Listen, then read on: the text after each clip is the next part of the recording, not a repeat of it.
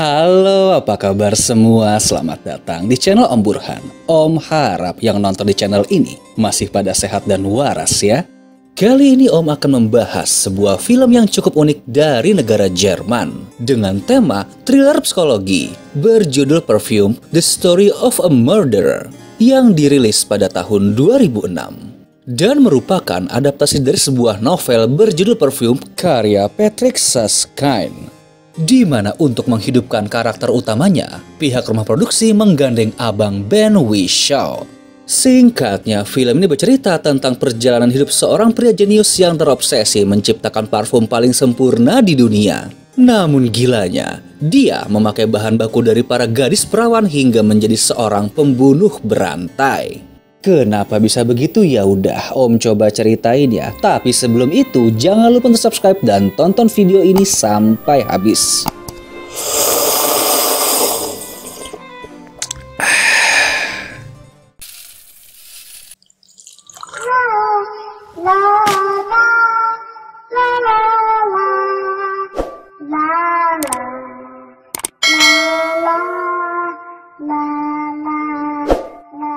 Time story. Are you sitting comfortably? Then I'll begin. Film diawali dengan memperlihatkan seorang pria yang sedang digiring paksa dari dalam penjara oleh para petugas hukum menuju ke sebuah balkon. Di mana di sana telah berkumpul para warga yang terlihat sangat marah dan ingin menghakimi serta menghukum mati pemuda ini yang bernama Jean-Baptiste Grunoli. Mungkin banyak dari kalian yang bertanya apa yang telah pemuda ini lakukan sampai dimusuhi oleh seluruh warga kota. Lalu gak lama, vonis hukuman pun dibacakan, di mana dalam 2 hari ke depan, dia akan dicambuk di tengah kota lalu disalib. Scene pun beralih ke masa lalu Jean, yaitu di sebuah kota Paris pada tahun 1738, di mana pada saat itu, keadaan kota ini masih sangat kumuh. Bahkan terbilang sangat bau dan jorok, terutama di area pasarnya.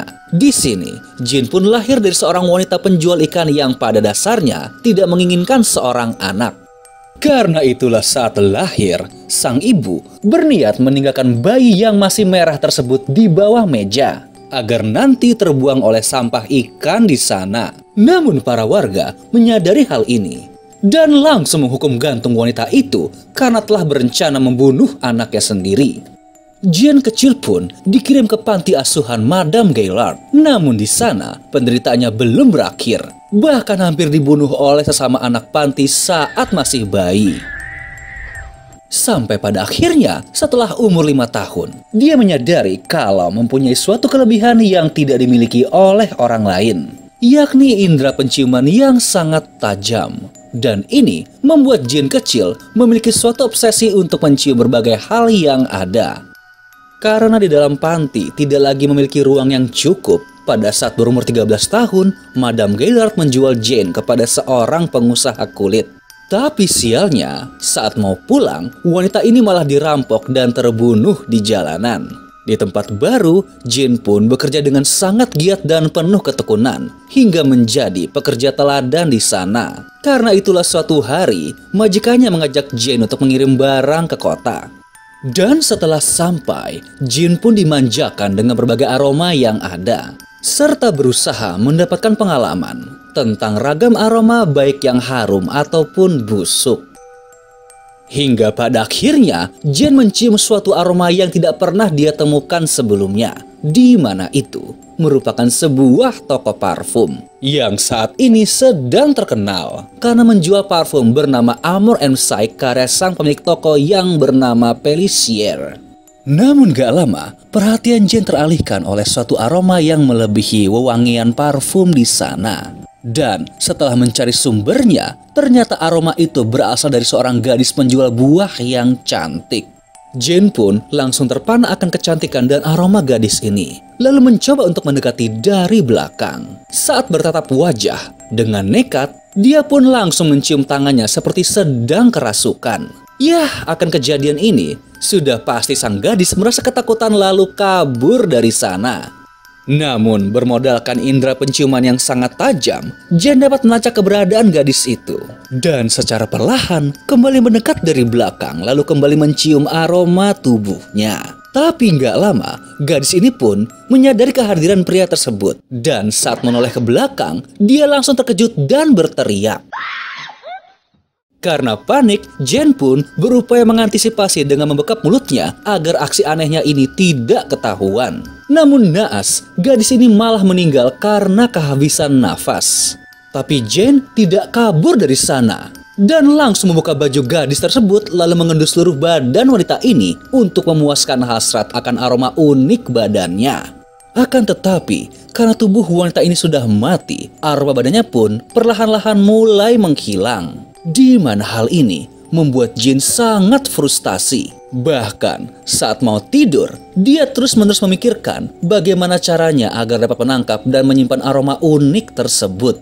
Scene berpindah kepada seorang pria bernama Baldini. Dia adalah seorang pembuat dan pemilik toko parfum di kota Paris yang pernah berjaya saat muda. Namun seiring berjalannya waktu, pamor pria ini makin redup hingga tokonya sepi pembeli. Di hari itu, bersama rekan kerjanya, dia tengah membicarakan parfum Amour et Psyche buatan Pelicier yang sedang viral di kota Paris. Dan secara diam-diam, berusaha mencari tahu formula rahasia yang terkandung di dalamnya. Namun, mungkin karena sudah tua, ia kesulitan untuk menganalisa komposisi parfum tersebut. Malam pun tiba, dan secara tak terduga, dia bertemu dengan Jane yang sedang datang ke sana karena mengantar kulit pesanan Baldini. Jane yang belum pernah masuk ke toko parfum pun nampak terkesima dengan isi tempat itu karena banyak menemukan berbagai aroma yang dia sukai. Dan mengetahui kalau Baldini tengah berusaha untuk mencari tahu formula rahasia Amour et Psyche. Demi memuaskan rasa penasarannya, Jane pun membantu meracik formula parfum tersebut dengan bermodalkan indera penciumannya. Awalnya Baldini nampak pesimis, ya karena dia mungkin berpikir, bagaimana bisa lelaki kurus nan kumal ini dapat meracik parfum sekelas dirinya? Tapi dengan percaya diri, Jane membuktikan keahliannya di depan sang peracik parfum. Setelah selesai, Baldini menguji hasil karya Jane. Dan dia pun sangat terkejut karena parfum itu sangat mirip dengan Amour et Psyche.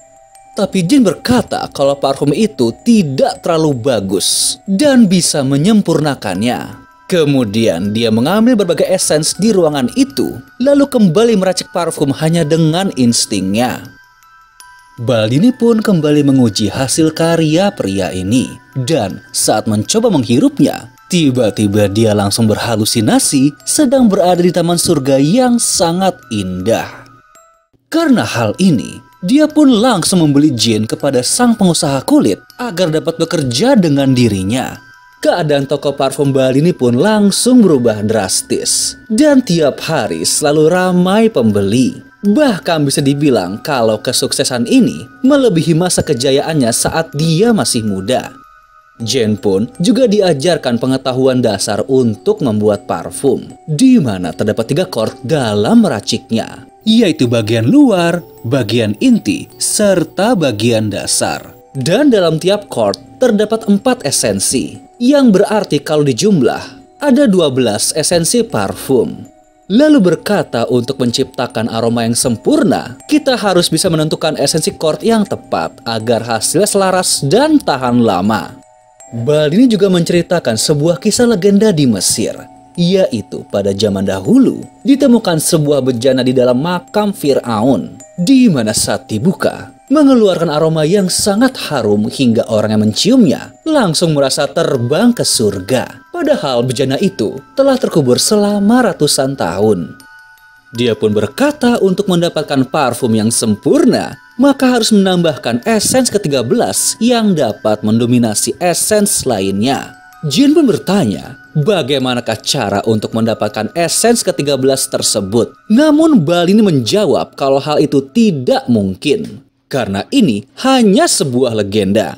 Suatu hari, Jin menagih janji Baldini untuk mempelajari cara menangkap dan mempertahankan sebuah aroma. Lalu mereka pun mulai membuat esensi minyak bunga mawar dengan menggunakan proses destilasi. Di mana setelah melewati beberapa waktu, Jin pun berhasil mempelajarinya. FYI, sedikit info ya, ini adalah proses pemisahan suatu campuran yang didasarkan pada perbedaan titik lidih dan tekanan uap yang cukup signifikan. Cara kerjanya pun sederhana, yaitu dengan memanaskan suatu campuran sehingga salah satu zat akan mendidih terlebih dahulu.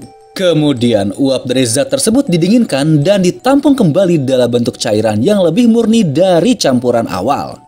Prinsip penyulingan ini sering digunakan pada kegiatan industri minyak, yaitu untuk memisahkan bensin, minyak tanah, dan solar dari bahan minyak mentah. Ya, kalau kalian mau tahu lebih banyak lagi, monggo tanya aja ke Mbak yang satu ini ya. What? You lied to me. Saat malam hari, Baldini tampak terkejut karena menemukan Jin yang sedang frustasi. Ternyata, pria ini merasa kesal hanya karena nggak bisa menangkap esensi dari beberapa benda, seperti kaca, besi, serta tembaga. Dan gilanya, Jin juga bereksperimen dengan seekor kucing. Namun dia kecewa dengan semua hasil percobaannya, karena Baldini tidak bisa mengajarinya untuk dapat menangkap aroma yang diinginkan. Karena hal ini pun, Jin tiba-tiba pingsan kemudian jatuh sakit selama beberapa hari. Bahkan, dokter berkata kalau nyawanya tengah kritis.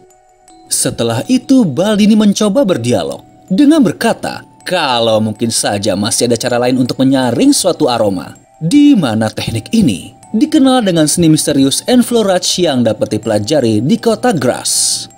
Hal ini memberikan dorongan moral kepada Jin, hingga seminggu kemudian secara ajaib dia kembali sehat. Baldini pun mau membantu dan akan membuat surat rekomendasi untuk mempermudah perjalanan Jin. Namun dengan satu syarat, yaitu harus memberikan 100 resep parfum terbaru. Jin pun sebenarnya tidak keberatan dengan hal tersebut. Bahkan bisa saja dia memberikan 1000 formula secara gratis.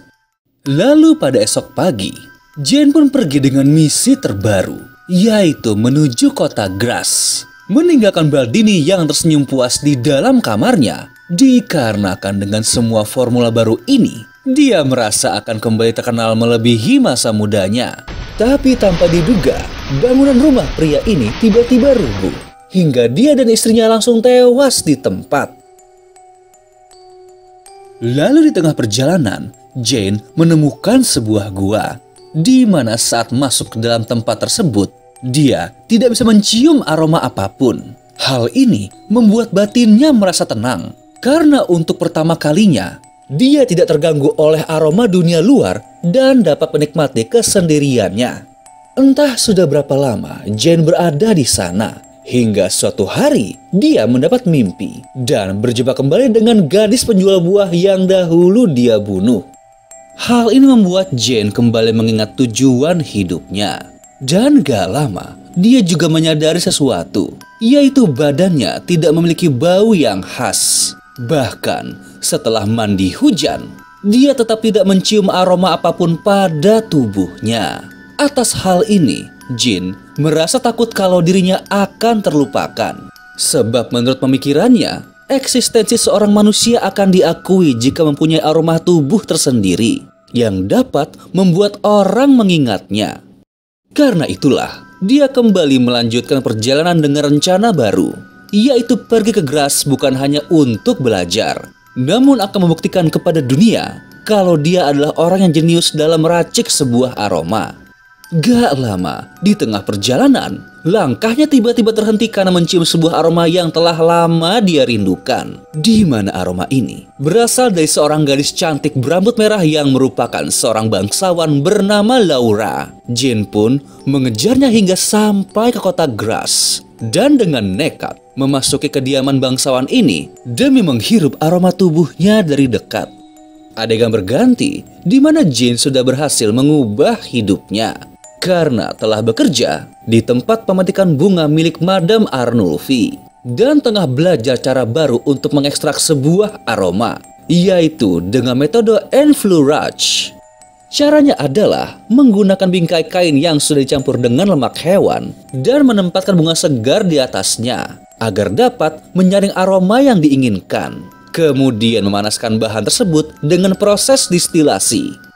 Suatu hari Jin pun mencoba bereksperimen, di mana untuk bahannya dia mengincar gadis cantik yang bekerja di sana dan dengan santai memasukkannya ke dalam tabung destilasi untuk mengekstrak aroma tubuhnya. Kegiatan gila ini pun hampir saja ketahuan oleh Madame Arnulfi. Namun setelah itu, Jin sangat kecewa dikarenakan dia tidak dapat mencium aroma apapun dari ekstrak minyak yang telah dihasilkan.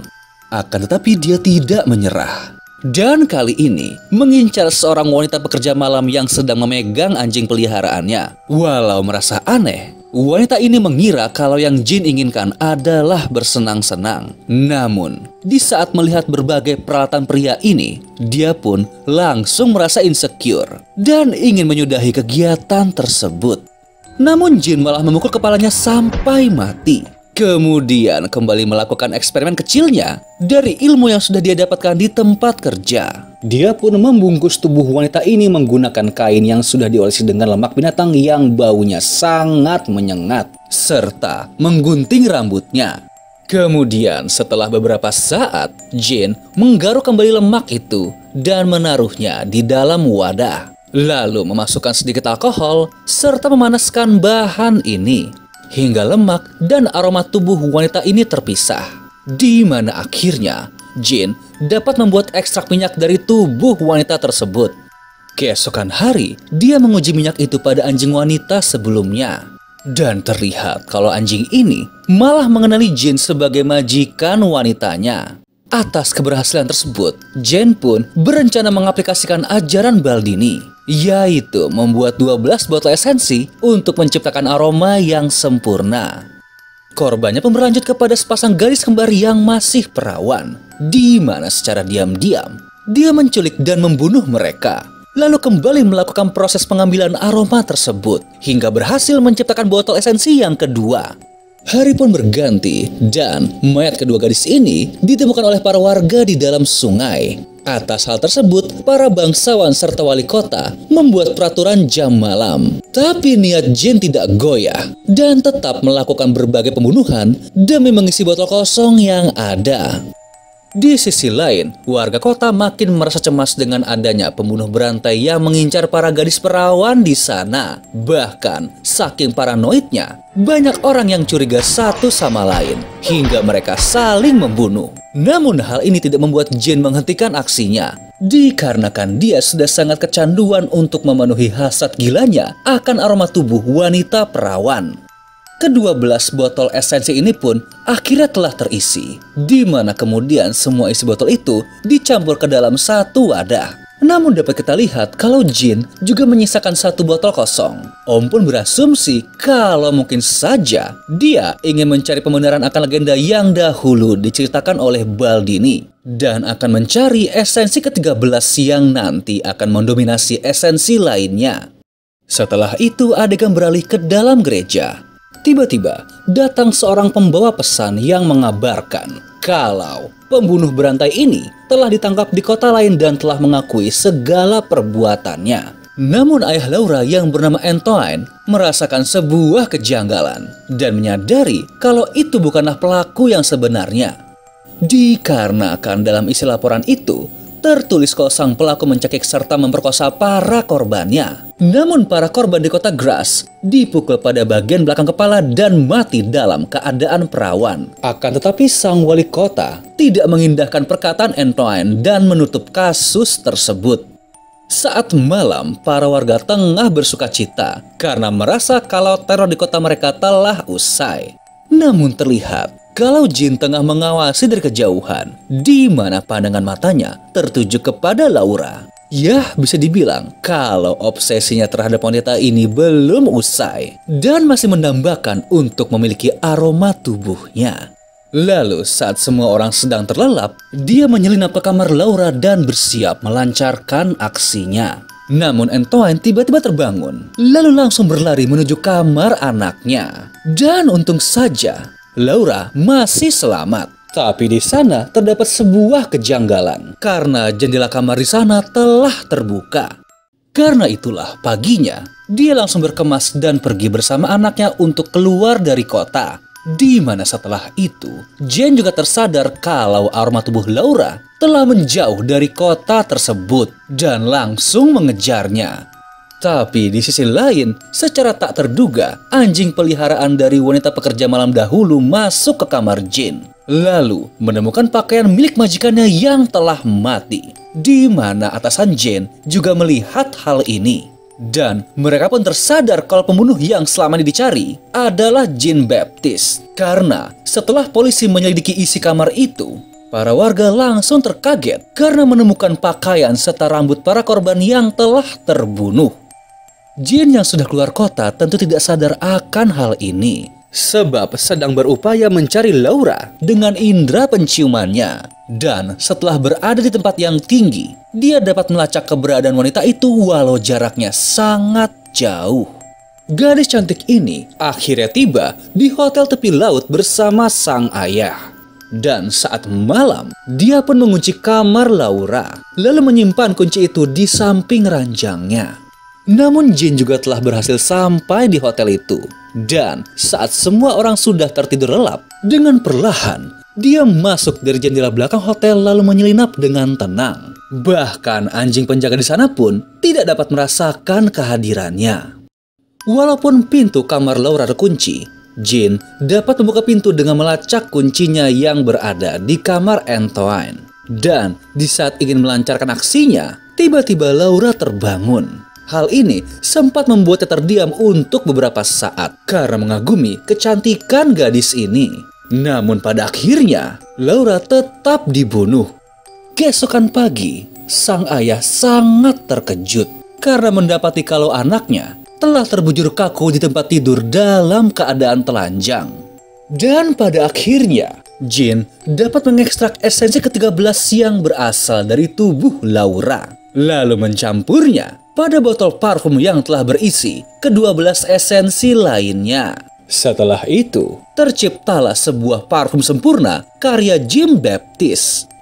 Namun sialnya, perjalanan pria ini terpaksa harus berhenti dikarenakan para polisi telah berhasil sampai ke tempat itu dan langsung menyergapnya. Setelah itu, dia pun disiksa lalu diinterogasi oleh Antoine yang terlihat sangat dendam karena anaknya sudah dibunuh. Lalu adegan berganti di saat hari eksekusi telah tiba, di mana banyak para warga yang terlihat sudah tidak sabar untuk menonton. Namun, di saat Jane akan dibawa ke tempat eksekusi, dia pun membuka botol parfum hasil karyanya. Dan seketika, setelah mencium aroma itu, sikap para penjaga menjadi lebih lunak. Lalu, saat-saat yang kita nantikan pun terjadi, di mana sang psikopat akan disiksa atas segala dosanya. Namun gak lama, tiba-tiba datang sebuah kereta kuda ke tempat eksekusi. Dan anehnya, Jean turun dari sana dengan memakai baju rapih yang terlihat menawan. Bahkan setelah keluar, para warga yang tadinya murka serta mencaci malah langsung terpukau dengan kehadiran pria ini. Sampai sang algojo yang terlihat garang pun turut bertekuk lutut serta berkata kalau Jean tidak bersalah. Momen ini pun dipakai Jean untuk mengendalikan pikiran semua orang dengan cara meneteskan parfum itu ke sapu tangan lalu mengibaskannya dengan santai. Alhasil, semua orang langsung dibuat mabuk dan histeris dengan aroma parfum itu. Bahkan, pemimpin agama di sana berkata kalau Jean adalah seorang malaikat. Dari sini akan ada adegan yang cukup ikonik dari cerita novel dan versi filmnya. Karena akibat mabuk kepayang, serta terhipnotis dengan aroma parfum Jean, libido semua orang pun juga ikut memuncak. Hingga mereka semua mulai membuka baju dan melakukan adegan ranjang secara berjamaah. Ya, karena penuh dengan adegan panas. Jadi skip aja pada bagian ini ya. Di tengah fenomena sakral ini pun, Jean teringat kembali tentang korban pertamanya. Di mana dalam khayalannya, gadis manis ini malah memeluk Jean. Dari sini, mungkin hati nuraninya telah terbangun dan menyadari tentang semua kesalahannya. Namun gak lama, Tiba-tiba ada satu orang yang terlihat tidak terpengaruh dengan aroma tersebut. Dan itu adalah ayahnya Laura yang langsung datang membawa sebuah pedang untuk menghukum pria ini. Tapi pada akhirnya dia pun juga dibuat tidak berdaya dengan kesaktian parfum jin. Setelah beberapa saat, para warga pun mulai tersadar dan kaget karena terbangun dalam keadaan telanjang. Sesudah kejadian memalukan itu, pihak kepolisian tetap melanjutkan kasusnya. Namun mereka semua malah telah lupa dengan keberadaan Jean Baptiste, serta menetapkan kalau pelaku pembunuhnya adalah atasan Jean. Di tempat lain, terlihat kalau sang psikopat sedang berjalan pulang menuju Paris dengan membawa sisa parfum di dalam kantong. Yah, pada dasarnya, kalau dia mau, dengan benda kecil ini, dia dapat memperbudak seluruh dunia. Karena efeknya jauh lebih berbahaya dari uang ataupun senjata yang ada. Akan tetapi, hanya ada satu hal yang gak bisa dilakukan oleh parfum tersebut, yaitu membuat Jean dapat mencintai dan dicintai oleh orang lain secara tulus, seperti kehidupan normal manusia lainnya. Karena itulah dia berpikir kalau benda ini tidak berguna. Dia pun akhirnya sampai di kota Paris dan pergi ke pasar ikan tempat dahulu sang ibu melahirkannya. Tanpa diduga, Jean pun malah menuangkan sisa parfum yang ada ke bagian tubuhnya. Sehingga orang-orang kumuh yang ada di sana langsung terpesona dan memakannya secara hidup-hidup. Hingga keberadaannya menghilang dari muka bumi ini. Lalu film pun selesai.